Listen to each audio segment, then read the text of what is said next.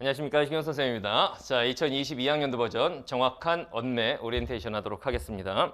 자, 일단 언매, 언어와 매체, 줄여서 언매라고 하는데 이 과목이 도대체 무엇을 다루는 과목이고 여러분들 학습 방향 어떻게 잡아야 되는지 그런 얘기를 먼저 하도록 할게요. 일단 본인은 왜 언매를 선택했는지부터 잠깐 생각을 해보세요. 너는 왜 언매를 하니? 화작이 싫어서. 이유가 심플하네. 나는 저쪽 화작 지문도 길고 읽고 막 푸는 거 싫다. 뭐 그럴 수 있죠. 넌 왜 언매해? 화작이 싫어서. 뭐 그러겠죠. 그러면 이제 화작 애들한테 물어보면 언매가 싫어서요. 뭐 문법이 싫어요 저는. 뭐 이렇게 대답을 하겠죠. 그래. 본인의 어떤 호불호가 있을 거란 말이야. 본인의 성향에 맞게 선택하는 게 맞습니다. 단순히 그냥 이 강의 지금 OT 듣는 상황에서 선생님들이 학교 선생님이 언매하래요. 이래서 선택하면 안 돼. 또는 표준 점수가 언매가 유리하대요. 그런 소문들만 듣고 선택해서도 안 돼. 본인이 생각을 잘 했어야 돼. 나의 성향에는 화작보다는 언매가 맞다. 그래서 선택을 하는 게 맞는 겁니다. 자, 일단 언어 매체가 수능에서 이제 신설된 과목인데 완전히 새로 생긴 건 아니죠. 왜냐면 기존에 문법 영역이 있었기 때문에. 근데 매체 영역은 완전히 새로 등장한 게 맞지. 그래서 이게 기존에 있던 것과 새로 등장한 영역의 짬뽕형이라고 봐야 되는 건데 얘가 수능에서 어느 정도 비중이고 어느 정도의 중요성을 갖는지부터 우리 한번 살펴봅시다. 자, 일단 언어와 매체 몇 문제죠? 문법 5개. 그럼 매체는? 매체 6개. 그럼 토탈 11개.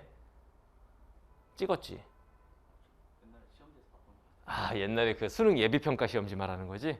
거기서 본 것 같아요? 기억력이 좋네. 맞아요. 11문제입니다. 자, 봐봐. 언어 매체가 문법이 5문제죠. 3점짜리 하나 껴서 11점. 그 다음에 매체가 6문제죠. 3점짜리 하나 껴서 13점. 이거 잘 보면은 의외죠. 대다수의 학생들이 착각하고 있는 게 뭐냐면은 언어와 매체는 문법 아닙니까? 이렇게 생각하고 있어. 그런데 문법보다 매체 영역 문제가 한 문제가 많죠. 물론 이건 수능 예비평가 때 그랬단 얘기야. 아직 실제로 이 책의 수능이 치러진 적이 없는 상황이기 때문에 진짜로 이대로 갈지는 모르겠지만 평가원에서 교육과정 개편하면서 수능 예비평가라는 걸 한번 시행을 했었잖아. 물론 코로나 때문에 정상적으로 학교에서 시행하지 못했고 시험지를 공개를 했었는데 그 시험지 상으로 봤을 때는 이렇게 구성이 돼 있었지. 언어가 5문제, 매체가 6문제. 근데 정확하게 말하면 0.5다. 뭔 소리냐면 문법 5.5, 매체 5.5. 왜냐면 매체 6문제 중에 한 문제가 사실상 문법 문제에 가까운 문제가 하나 있었거든. 선택지에서 문법적인 지식을 측정하는 그런 문제가 있었어요. 사실은 반반이라고 보면 되는데 그래서 토탈 11문제 24점. 선택 과목의 비중이 24점이라 총점이 100점 만점이잖아 국어가. 그중에 24점이면 꽤 비중이 높은 겁니다. 24%나 되는 거죠. 하여튼 여러분들이 일단은 명심해야 되는 건 뭐냐면 그냥 언어 매체는 단순히 문법 문제예요. 이렇게만 생각할 거는 아니다라는 거. 물론 학습 부담으로 보면 문법이 압도적이죠. 매체는 사실상 공부할 내용이 그렇게 많지는 않아. 그렇다고 매체 쪽 공부를 안 해본 상황에서 그냥 막 풀려고 하면 문제가 막 자동으로 풀리느냐? 그렇진 않습니다. 그래서 매체 쪽도 좀 들여다보긴 해야 되는데 학습 비중으로 봤을 때 문법 쪽이 압도적으로 공부할 양이 많다. 알겠죠? 자, 그 다음에는 이제 요거 한번 봅시다. 왜 언어 매체가 중요하냐? 작년이에요. 작년 수능 오답률 베스트 10을 보면 물론 작년에는 매체 영역 문제는 없었어. 화법, 작문, 문법이었죠. 작년에는 화작문. 그중에 화작문 중에 문법이 5문제가 있었지. 그런데 그 5문제 중에서 오답률 상위 10문제를 보면 그 5문제 중에 3문제가 오답률 베스트 10 안에 들어가 있어요. 거기다가 우리가 이제 매체 영역이 새로 생겼기 때문에 이 매체 영역이 좀 생소할 수 있습니다. 특히 재수생, N수생 학생들은 좀 생소할 거고 재학생들이라고 크게 다르지 않아. 지금 이제 고3 학생들 현역들은 학교에서 매체 파트를 제대로 배운 적이 있느냐? 거의 없다고 보시면 돼. 교과서상에 분명히 매체 파트가 고1 국어 교과서에도 있고 한데 그 부분을 학교에서는 거의 넘어가다시피 한번 읽어보자 그냥 이러고 그냥 거의 넘어갔단 말이야. 여러분들도 분명히 국어 교과서에서 매체라는 게 있었을 거야. 재수생들도 분명히 그런 걸 본 적은 있는 것 같죠? 근데 학교에서 제대로 배우거나 내신에서 그 부분을 중점적으로 다루거나 이런 적이 없지. 재수생들이 이것 때문에 현역보다 불리한 거 아닌가요? 이런 생각하는 친구들이 있는데 똑같아. 똑같다고 보시면 돼. 거의 전국에 있는 모든 학교에서 매체 파트를 제대로 다뤄주는 학교들은 거의 없습니다. 그렇기 때문에 재학생이든 N수생이든 생소한 건 마찬가지다. 근데 포인트는 결국 여기죠. 오답률 상위 10문제 중에서 문법이 3문제를 차지했다. 그것도 오답률 1, 2위. 오답률이 막 80%, 79.9% 이러는데 그게 다 문법 문제였죠. 이걸 왜곡해서 들으면 안 돼. 그럼 선생님 그러면 올해도 문법을 애들이 되게 어려워하겠군요. 또는 수능에서 굉장히 출제위원들이 어렵게 출제하겠군요. 그런 얘기가 아닙니다. 작년에 그랬단 얘기야. 그런데 아무래도 화법작문에 비해서는 언어 매체에 들어있는 문법이 학습량도 좀 많고 그리고 좀 어려운 문제가 출제될 가능성이 높아요. 어디까지나 가능성. 반대로 출제위원들이 언어 매체에서 문법 영역을 좀 쉽게 출제한다 해도 여러분들한테는 어렵게 느껴질 수도 있어. 왜냐하면 애들이 문법을 제대로 공부하고 수능 보는 애들이 거의 없거든. 근데 올해는 좀 다르긴 할 거야. 작년 같은 경우에는 화작문 중에 하나 문법 이거였지만 올해 같은 경우에 아예 선택 과목으로 빠져 있잖아. 그럼 뭔가 더 굉장히 중요하게 느껴지죠, 여기가. 그래서 따로 빠져 있기 때문에 예전에 비해서는 좀 더 공부를 심도 있게 하기는 하겠죠. 그죠? 자, 그러면 언어 매체에 대해서 우리가 잘못 생각하고 있는 거. 특히 문법 영역에 대해서 잘못 생각하고 있는 거. 이걸 잘 보세요. 여러분들이 이러면 안 된다는 겁니다. 일단 개념을 몰라도 문제를 풀 수 있지 않느냐. 매체의 영역은 일부 그렇다라고 말할 수 있습니다. 그냥 읽고 풀어도 대다수가 풀리는 문제들 일 수가 있는데 문법 같은 경우에는 그냥 개념 몰라도 풀 수 있다? 이건 어떤 애들이냐면은 머리 굴려서 짜맞추기 하는 애들. 선생님 보기 박스 보니까 이 보기 박스에 제시된 자료하고 선택지에 있는 내용을 매칭만 잘해도 그냥 답 나오던데요? 이런 친구들이 있습니다. 머리 굴려서 짜맞추기로 문법 푸는 애들. 잘 보세요. 절대로 안 됩니다. 자, 예를 들면 작년 수능 시험 14번 문제를 한번 보여드릴게요. 이런 문제였어요. 학습활동을 수행한 결과로 적절하지 않은 것은? 그럼 밑에 학습활동이 제시가 됐는데 봐봐. 겹문장, 안긴문장 이런 문법 개념어들이 들어갑니다. 보기 박스에. 아니 선생님 이거 몰라도 예문 보면 풀 수 있는 거 아닙니까? 그러고 나서 문제 풀려고 선택지를 딱 보면 인용절, 관용절, 명사절, 그 다음 조사, 주성분, 조사, 부속성분 이런 말들이 나옵니다. 예를 들면 이 예문을 보면서 아, 나 무슨 말인지 알겠어 싶었다 치자. 그리고 선택지로 딱 가서 관용절. 관용절이 뭐야? 이름 못 푸는 거야 이거. 무슨 말인지 알겠죠? 선택지 자체에 문법의 개념어가 등장하는 경우들이 많기 때문에 그냥 개념학습 제대로 안 하고 짜맞추기로 풀어야지 라는 사람들은 박살이 날 거야 시험장에 가면. 더군다나 선택 과목으로 이게 빠지면서 이런 지식적인 측면을 묻는 문제들이 더 많아질 가능성이 높아요. 알겠나요? 그러니까 문법 잘하려면 일단 개념학습 철저하게 하는 겁니다. 자, 그 다음에 두 번째. 자, 그러면은 개념학습 철저하게 하면은 문제 다 풀 수 있는 거 아닌가요? 이것도 잘 들으세요. 개념만 알면은 자동으로 문제가 풀리느냐? 그렇지 않은 문제들이 있죠. 그렇지 않은 문제들이 있어. 예를 들면 작년 수능 시험 13번 문제 봅시다. 자, ABCD는 잘못된 표기를 바르게 고친 거래. 고치는 과정에서 해당 단어에 적용된 용언 활용. 자, 예를 들면 용언의 활용이 뭔지 안다 치자. 난 용언의 활용이 뭔지 알아. 규칙, 불규칙이 있고 규칙 활용에는 뭐 먹다 이런 단어가 있고 불규칙 활용에는 뭐 예를 들면 졌다 이런 단어 있는 거잖아. 안다고 치자. 더 심도 있게 공부한 친구들은 불규칙 활용 안에서 이제 어간이 바뀌는 경우, 어미가 바뀌는 경우, 어간어미 다 바뀌는 경우. 어간이 바뀌는 경우 안에 르 불규칙, 뭐 시옷 불규칙, 디귿 불규칙 다 안다고 치자. 그래도 문제를 딱 봤을 때 이 단어에 적용된 용언 활용이 뭔지 이걸 제대로 파악하지 못하면 다시 말하면 담거가 기본 단어가 담그다인데 담그다에서 담가로 활용이 되니까 의가 없어지는구나. 아, 의탈락. 의탈락은 규칙 활용이지. 이렇게 적용이 되지 않으면 못 풉니다, 이 문제. 무슨 말인지 알겠죠? 그냥 단순히 나 용언 활용 뭔지 알아. 용언 서술어가 활용 막 먹다 먹고 먹지 먹어서 먹으니까 형태 바뀌는 거야. 안다고 해도 문제를 못 풀 수도 있다는 얘기야. 실제로 이 문제도 오답률이 굉장히 높았거든. 과연 애들이 용언의 활용이 뭔지를 몰라서 틀렸겠느냐? 그게 아니란 얘기야. 개념은 아는데 뭐가 안 되는 거야? 적용이 안 되는 거야. 무슨 말인지 알겠죠? 그러면 결과적으로 우리가 문법을 잘하게 되려면 어떻게 해야 되느냐? 일단 매체 쪽은 기출문제를 보여줄 수가 없었어요.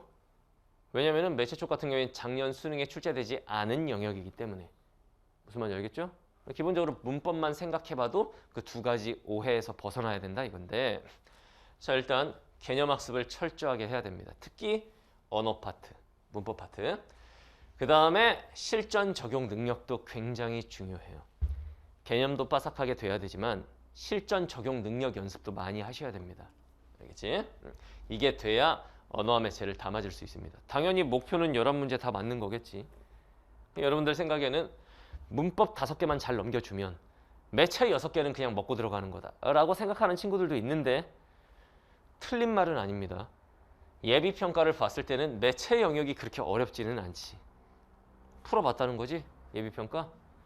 매체 문제, 문제가 되게 색다르네. 하지만 풀어보니까 풀리지? 딱히 매체 파트를 많이 공부한 건 아닌데 풀리잖아. 근데 언어 파트가 살짝 어려운 감이 있는 거죠. 알겠죠? 그래서 이 강의에서는 일단은 언어와 매체를 다 다룹니다, 당연히. 이게 이제 새로 생긴 과목이다 보니까 많은 선생님들이 문법만 다루고 매체 쪽을 그냥 사이드로 밀어갖고 안 다루는 경우들도 있는데 선생님은 매체 쪽도 다룰 거예요. 왜냐면 여러분들 생소하기 때문에. 근데 비중이 문법 쪽이 좀 많을 뿐인 거야. 알겠죠? 자, 강의 목표는 요겁니다. 약간 언어와 매체가 어렵고 복잡하고 생소할 수가 있는데 요거를 좀 알아듣기 쉽게 가르치겠다. 선생님 강의는 문법 공부를 한 번도 해본 적이 없는 친구가 들어도 알아들을 수 있을 거예요. 알아들을 수 있게 좀 쉽게 가르칠 겁니다. 여러분들한테 굉장히 익숙한 사례를 통해서 이게 문법 영역은 특히 강의가 재미없으면 못 들어 니네. 그냥 강의 들으려고 딱 켰다가 안 되겠네 그리고 꺼버립니다.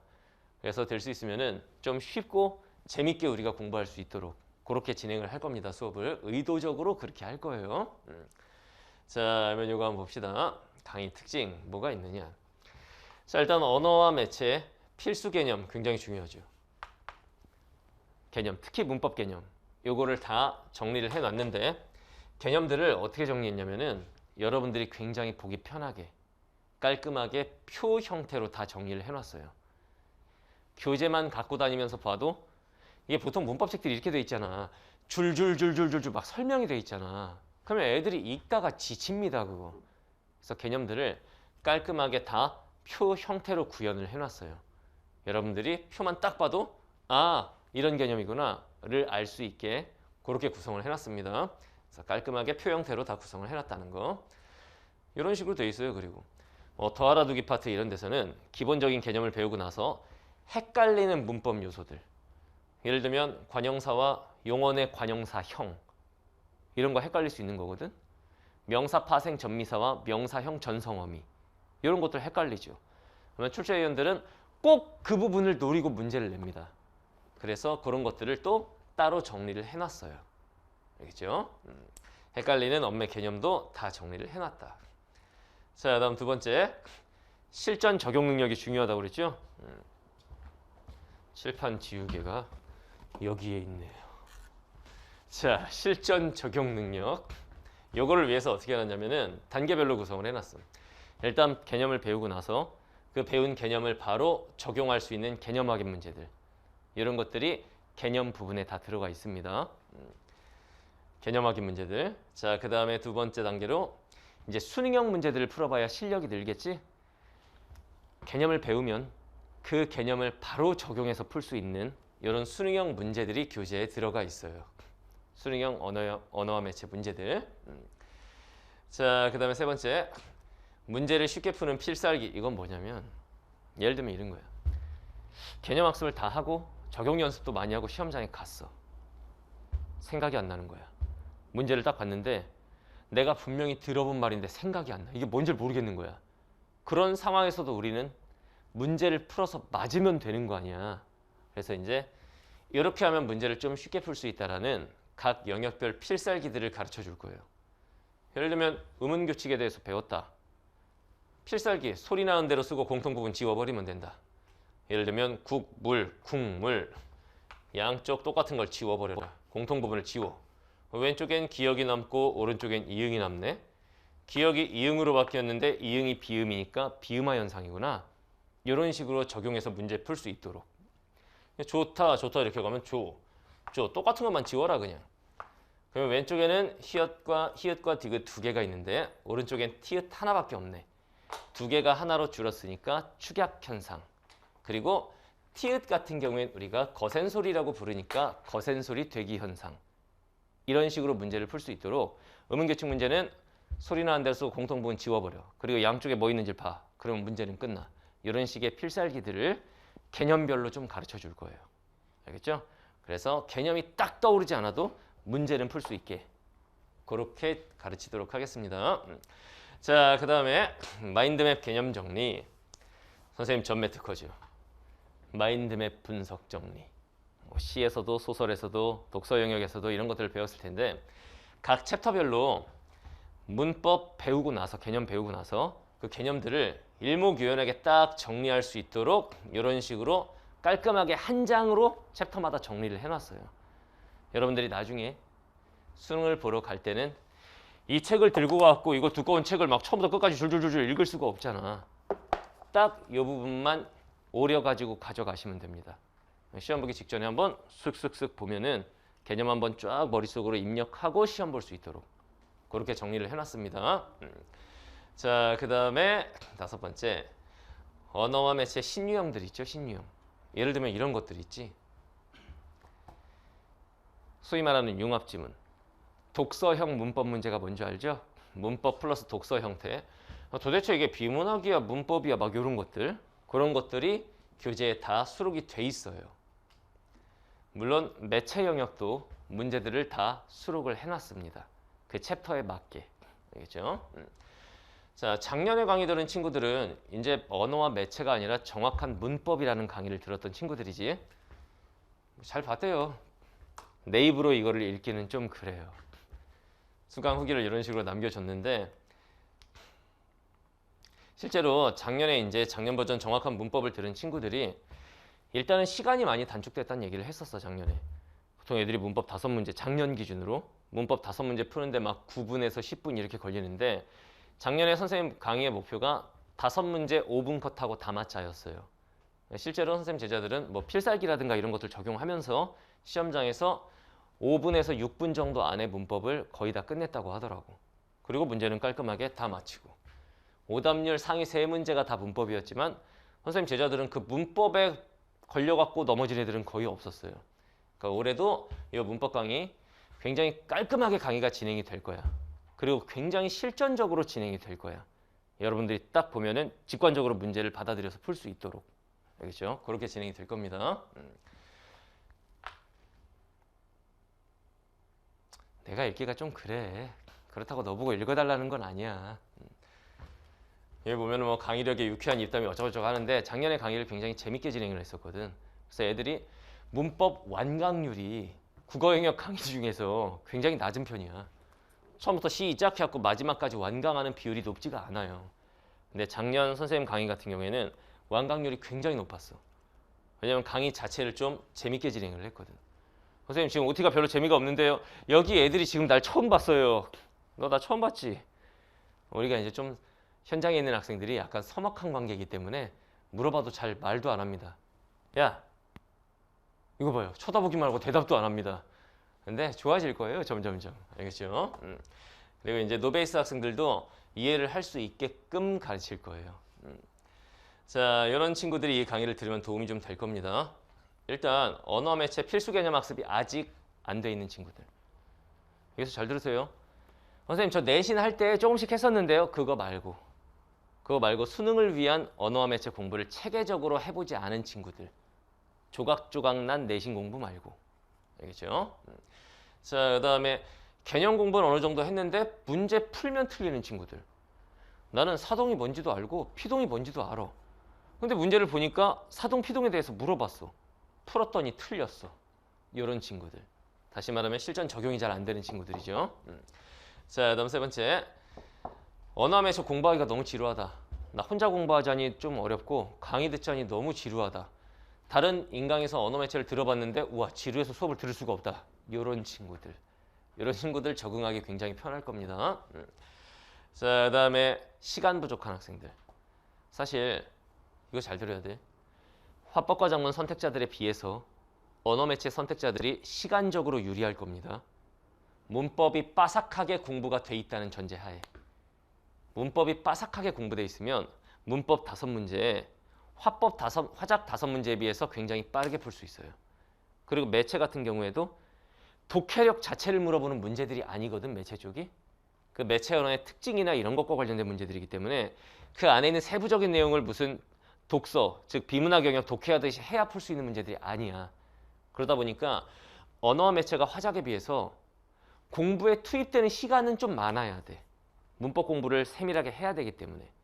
그런데 실전에서 공부가 제대로 되어 있다는 전제하에 실전에서 시간 싸움에 굉장히 유리합니다. 화작 선택자에 비해서. 알겠죠? 거기서 또 시간을 더 단축할 수 있는 방법을 수업 시간에 문제 푸는 과정에서 계속 얘기를 해줄 거예요. 알겠죠? 우리 목표는 11문제 15분 안에 푸는 겁니다. 15분 안에. 다 풀고 다 맞는 거. 알겠죠? 자, 뭐 요 강의를 듣는 친구들은 이런 혜택이 있답니다. 엄청난 영광이에요. 선생님 카페, 이거 카페 회원 늘리기 아니에요. 네이버 카페에 지금 몇만 명이 활동하고 있는데 그 카페에 정회원으로 등업을 해줄 거예요. 이거 정회원 되면 뭐가 좋은 줄 알아?